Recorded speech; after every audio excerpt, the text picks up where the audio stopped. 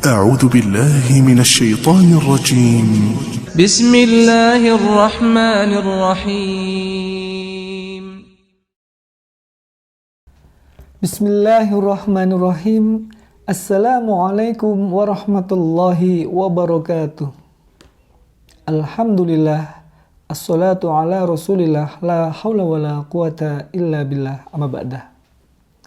Bagaimana kabar puasa yang ketiga ini anak-anak? Sehat semua? Masih semangat kan? Setiap bulan Ramadan kita selalu teringat dan selalu diingatkan juga oleh sebuah ayat. Ayat tersebut dalam Quran Surat Al-Baqarah ayat 183 bahwa perintah melaksanakan puasa telah diperintahkan oleh Allah pada umat-umat terdahulu. Anak-anak semua, Pak Nanang mau bertanya, apakah sekarang puasa? Tentunya iya. Karena pada zaman dahulu Nabi Muhammad SAW serta sahabatnya di bulan Ramadan yang mulia ini ada sebuah peristiwa yang sangat penting. Mau ceritanya? Pak Nanang akan menyampaikan. Pada bulan Ramadan, tepatnya pada 2 tahun Hijriah, Nabi Muhammad SAW beserta para sahabatnya mendengar kabar waktu para sahabat Nabi dan Nabi hijrah dari Mekah ke Madinah, banyak sekali hartanya yang tertinggal di Mekah, ditinggalkan di Mekah, tidak dibawa ikut hijrah. Tapi apa yang terjadi? Pada tahun 2 Hijriah itu rombongan kafir Quraisy membawa sebagian sedikit harta-harta mereka dibawa, dirampas, akan diniagakan, akan dijual ke Syam. Mendengar itu Rasulullah beserta para sahabatnya hendak mencegat. Karena harta masih milik kita, kok mau dijual? Kan tidak boleh. Akhirnya dicegat oleh Rasulullah SAW.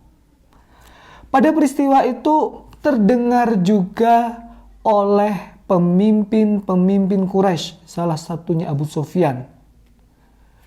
Setelah mendengar itu akan dicegat, maka pemimpin Quraisy membawa atau meminta bantuan 950 pasukan.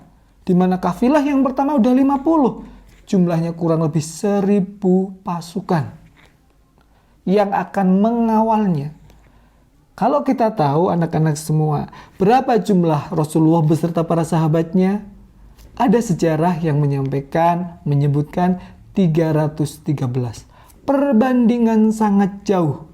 Akhirnya pencegatan itu kafilah terjadi di lembah yang namanya Lembah Badar. Dan terjadilah peristiwa perang Badar. Ketika kita melihat jumlah 313 melawan 1000, apakah sebanding? Tidak. Dan yang paling fenomenal, paling kita harus menelisik sejarah, itu terjadi pada 17 Ramadan, tepatnya pada hari Jumat. Anak-anakku, ketika di posisi seperti itu, Rasulullah harus mempertahankan diri, memohon kepada Allah, berdoa kepada Allah, padahal sedang berpuasa. Jumlahnya tidak sebanding. Tapi apa yang terjadi? Allah menurunkan pertolongannya. Sehingga 313 sahabat berserta Rasulullah mengalahkan 1000 pasukan Quraisy yang perlengkapannya lebih hebat. Perlengkapannya lebih lengkap. Perlengkapannya tentunya lebih canggih. Dalam peristiwa itu, para sahabat Rasulullah 14 yang syahid atau gugur. Sedangkan di pihak kaum musyrikin Quraisy ada 70 orang yang mati. Sehingga kemenangan besar diraih oleh Rasulullah SAW beserta para sahabatnya. Anak-anakku yang Pak Nanang sayangi. Intinya dari peristiwa ini kita dapat mengambil hikmahnya. Bahwa bulan puasa bukan bulan bermalas-malasan. Bulan puasa bukan bulan untuk mager, malas gerak. Bulan puasa bukan menjadikan alasan kita tidak semangat belajar. Bulan puasa tidak menjadikan kita lemah lesu, letih, dan banyak sekali hal-hal negatif.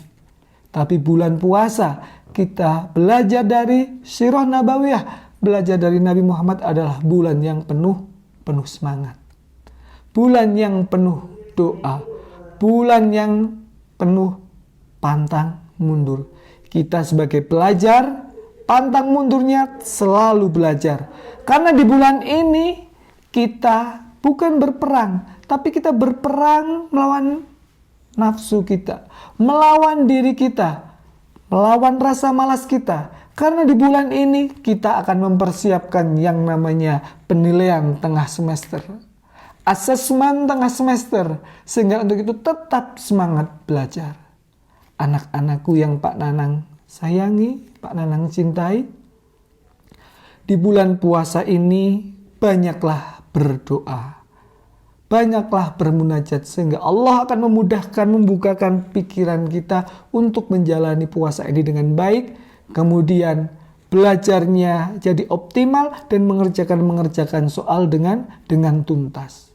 Sekali lagi, penutup Pak Nanang akan menyampaikan, bulan puasa bukan bulan yang lemah, letih, lesu, malas, tapi bulan penuh semangat, bulan penuh dengan ibadah, hafalan Al-Quran, tadarus Al-Quran, sedekah, berbagi, berbuat baik. Dan Allah akan memberikan kemenangan ketika kita selalu berdoa dan menjalankan apa yang diperintahkan oleh Allah Subhanahu wa Ta'ala.